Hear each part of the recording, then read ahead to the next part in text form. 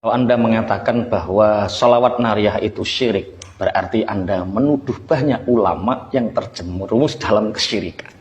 Syekh Mufti Mesir yang bernama Syekh Ali Jum'ah, beliau mendapatkan sanad sholawat nariyah ini dari guru beliau yang bernama Syekh Abdullah Al-Ghummar sampai pengarang sholawat nariyah, yaitu Syekh Ahmad At-Tazi Al-Maghrib atau Maruku.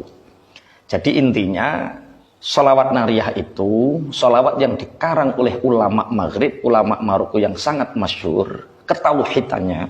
Bagaimana mungkin seorang ulama masyhur ketauhidannya bisa terjerumus dalam kesyirikan? Kan lucu. Bahkan Mufti Mesir sekaligus Syekh Ali Jum'ah pun pengamal. Di Indonesia jutaan para ulama mengamalkan sholawat nariyah. Orang yang mengatakan sholawat nariyah itu syirik, ya Allah, berikanlah salawat kepada Nabi Muhammad, berikanlah salam yang sempurna untuk Nabi Muhammad. Kemudian apa? Nabi Muhammad ini disifati Nabi Muhammad lah yang bisa menghilangkan semua kesusahan-kesusahan. Nabi Muhammad lah yang bisa menghilangkan semua kesulitan-kesulitan hidup. Nabi Muhammad lah yang bisa memenuhi semua kebutuhan hidup kita sebagai manusia. Nabi Muhammad lah yang bisa menjadikan kita mendapatkan semua harapan-harapan yang kita pernah mohonkan. Termasuk Nabi Muhammad lah yang memberikan husnul khotimah bagi seseorang. Nabi Muhammad lah yustasqa al-ghamam. Nabi Muhammad yang bisa menurunkan hujan. Ya. Maka Bapak Ibu, kira-kira lafaz ini benar atau tidak? Disinilah letak kekeliruannya. Ini kamu harus belajar sorop lagi, Kang, kalau memahaminya seperti itu. Belajar sorop dari Padangan itu ada, Amsalatu Tasrifiyah dari Jombang itu ada, kitab-kitab yang dasar lah. Coba kita pahami satu persatu bahasanya ya, biar tidak salah paham. Yang pertama, tanhallu bihil uqadu. Tanhallu itu fi'il mudhari', Kang. Fi'il mudhari' sing anut wazan ing fa'ala yang fa'ilu.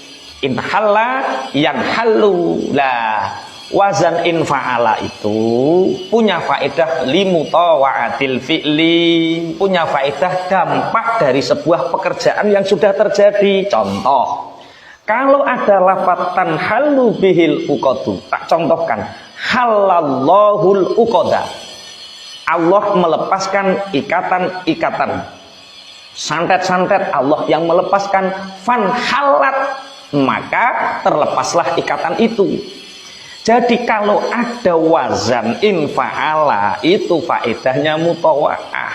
Berarti tanhalu bihil uqadu itu bukan Rasulullah yang melepaskan, tapi Allah yang melepaskan ikatan.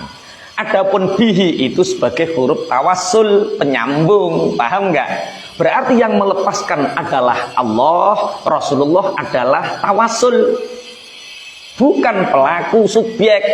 Wong anut wazan apa? Infa'ala. Infa'ala itu faedahnya apa?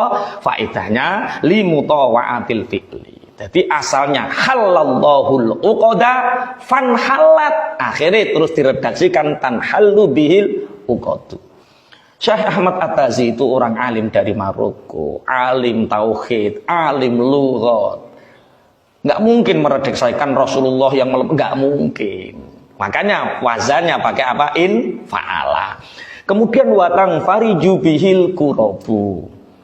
Tang fariju itu anut wazan sama, in fa'ala, yang fa'ilu. Faedahnya apa? Limutawa'atil fi'li.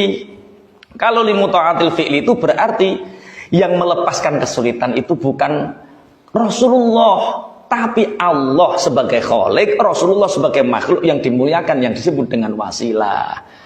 Asale ing farajallahu al-quraba, dadi fang farajat. Paham, Kang? Jadi limutawa'atil fi'li. Lah terus wa tuqda bihil hawaiju. Makane nganggo majhul, Kang. Tuqda itu fi'il mudhari' sing mabni majhul.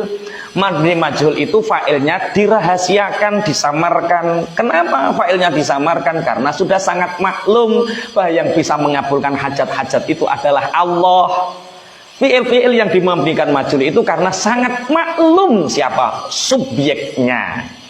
Sama wa tuqda bil hawaij wa tunalu bi raghaib. pakai majul lagi. Kalau fiilnya majul, mudhoreknya majul, itu berarti fa'ilnya sudah maklum, sudah sangat diketahui. Belajar sorok dulu, faedahnya apa, redaksinya bagaimana, dicermati. Jangan mudah mensyirikkanlah kalau tidak ngerti. Bahasa Indonesia dan bahasa Arab itu memiliki logika khas yang berbeda. Masing-masing punya logika khasnya. Makanya menerjemahkan bahasa Arab ke dalam bahasa Indonesia tanpa memahami bentuk bakunya akan melahirkan pemahaman yang salah. Makanya kenapa tak jelaskan tentang sorofnya, agar kita tahu bentuk baku bahasa itu sehingga kita menerjemahkannya menjadi benar. Kalau Anda menerjemahkan bahasa Arab ke dalam bahasa Indonesia tanpa menggunakan teliti struktur bakunya, maka Anda akan terjerumus kepada pemahaman yang salah. Hati-hati.